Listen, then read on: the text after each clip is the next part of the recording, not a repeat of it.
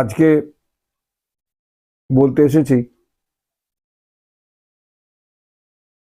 অনেকের ভিন্ন মত থাকতে পারে, কিন্তু আমার কাছে দেশের অন্যতম সেরা প্রধানমন্ত্রী মনমোহন সিং,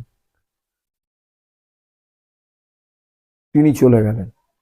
তাই একটু বিষাদ ঘন পরিবেশে আজকের অনুষ্ঠান শুরু করছি। নমস্কার, আমি বিকাশ ব্যানার্জি, জন্মভূমি নিউজ মিডিয়া থেকে আপনাদের সবাইকে স্বাগত জানাচ্ছি। ভারতবর্ষে এক নক্ষত্র পতন, যিনি রাজনীতি করেও অরাজনৈতিক থেকে গেলেন, যিনি রাজনীতি করেও ভারতের জাতীয় কংগ্রেসের টিকিটে তিনি রাজ্যসভার এমপি হয়ে প্রধানমন্ত্রী হয়েও অরাজনৈতিক থেকে গেলেন। এবং ভারতবর্ষ আজকে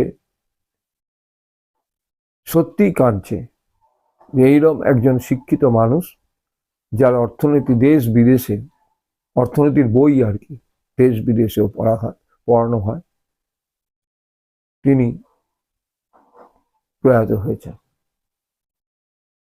আমরা জন্মভূমি নিউজ মিডিয়া থেকে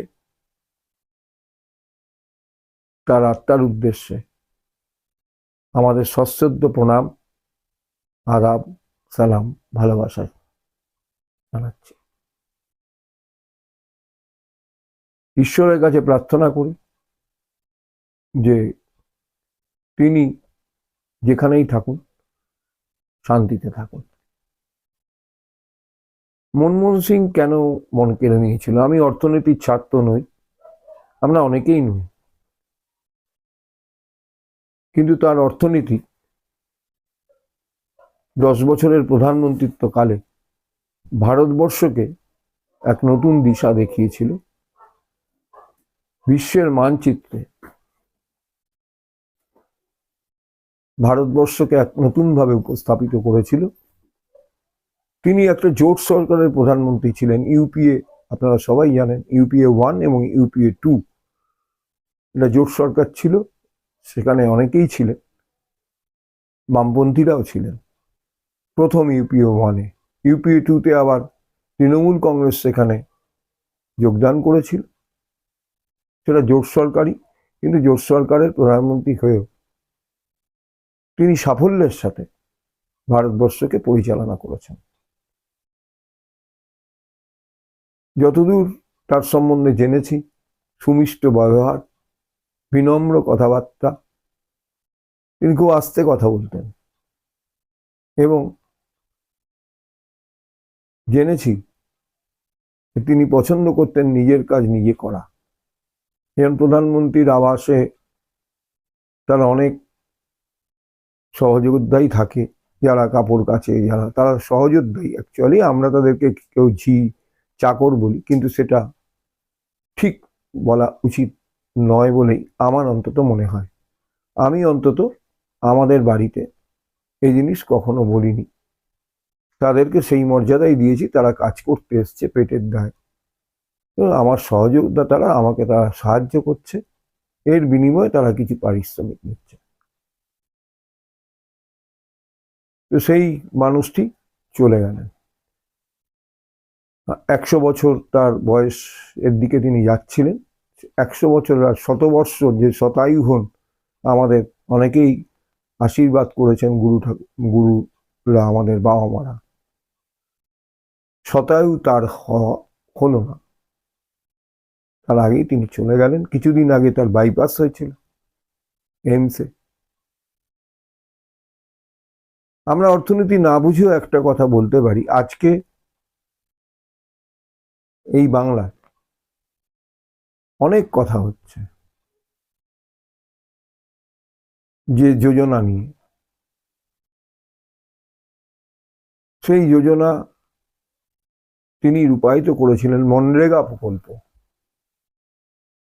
এই মনরেগা প্রকল্প নিয়ে অনেক কথা হয়েছে। মনরেগা প্রকল্পে টাকা, বকেয়া টাকা পায়নি যারা ডেলি কাজ করেন, একটা বছরের নির্ধারিত দিন, নির্দিষ্ট দিন তাদের জন্য বরাদ্দ থাকে এবং তারা তার বিনিময়ে সরকার থেকে পারিশ্রমিক পান। সেই মনরেগা প্রকল্প নিয়ে পশ্চিমবঙ্গ সরকারের সাথে বর্তমান মোদী সরকারের এক তীব্র সংঘাত শুরু হয়েছিল। ভারতীয় জনতা পার্টির লোকেরা, যারা এখানে পদাধিকারী, মানে রাজ্যের পদাধিকারী, তারা বলেছিলেন এই টাকা চুরি হচ্ছে। রাজ্য সরকার বলেছেন একটা প্রমাণ দিন, আপনারা প্রমাণ দিন, কিন্তু কোনোটাই দেখিনি। টাকা যে সারা হয়েছে সেটাও অন্তত মানুষ জানতে পারেনি তারা টাকা, বকেয়া টাকা দিয়েছেন। আমি শুনেছি বা আমরা জেনেছি তথ্য মারফত যে মুখ্যমন্ত্রী নিজের উদ্যোগে পশ্চিমবঙ্গ সরকারই সেই টাকা মিটিয়ে দিয়েছে প্রত্যেকের অ্যাকাউন্টে। তো এই মনরেগা প্রকল্প শুরু করেছিল মনমোহন সিং। এছাড়া তার উদার অর্থনীতি, যে উদার অর্থনীতির জোরে আজকের প্রধানমন্ত্রী বলছেন যে ভারতবর্ষ নাকি $5 ট্রিলিয়ন ইকোনমি হবে, সেই উদার অর্থনীতির প্রবক্তাই কিন্তু মনমোহন সিং। ফারাক শুধু একটাই, তখন কিন্তু বৈষম্য তখনও ছিল, মনমোহন সিং এর আমলেও বৈষম্য ছিল, কিন্তু এখন যেমন চরম বৈষম্য, একদল